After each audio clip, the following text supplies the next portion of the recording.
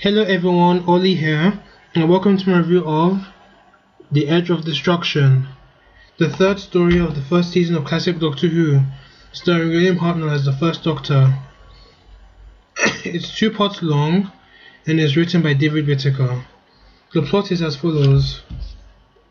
Something has caused the TARDIS console to explode in mid-flight, plunging the ship into darkness and rendering the crew unconscious. As they slowly recover, they find themselves suffering from loss of memory and headaches. The TARDIS behaves oddly as the doors open and close of their own accord. Has the ship been possessed in some way, or is something more dangerous happening to the time travelers? So, out of the beginning trilogy, I think The Edge of Destruction is the best of the three, despite it only being 2 parts. And they made use of its advantages of being only 2 parts. No pacing issues. The plot was easy to understand. Everything was just flowing by really well. Pardon me. The character development for the Doctor and his companions, something that's been building since the unearthly child, and came full circle. And this is where the Doctor fully takes in stride of his grandfatherly figure, looking after his companions and stuff like that. And I like the bit when he was comforting Barbara at the end of the story after the ordeal they just went through. But aside from that, it was a character-driven storyline, so yeah, the development needed was pretty much driving the plot of the story. And the story was actually quite dramatic, had very scary and heavy doses of paranoia.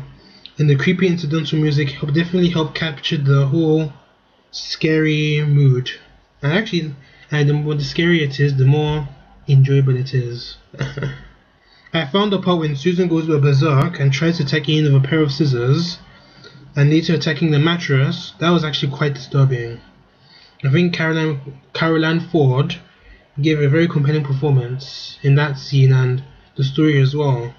Another scary part was the cliffhanger for episode 1, where we assumed that the saboteur has his hands around the Doctor's neck, but later it's actually Ian in his bathrobe. Yeah, it was kind of anticlimactic, that was. But yeah, another scary part was when the Doctor was actually going to throw Ian and Barbara out of the TARDIS in flight. I mean, yikes! Who pissed in his Cheerios this morning?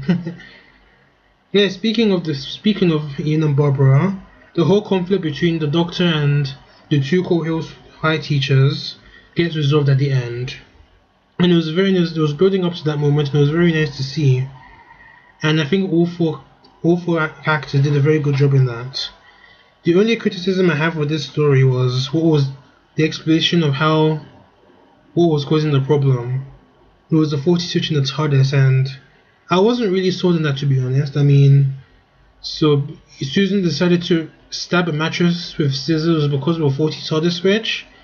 That actually sounds quite silly, to be honest, but I actually enjoyed the story, and I actually enjoyed the story, and this is where I said in my last review that this is where Doctor Who is finding its feet, and I give an Edge of Destruction an 8.5 out of 10.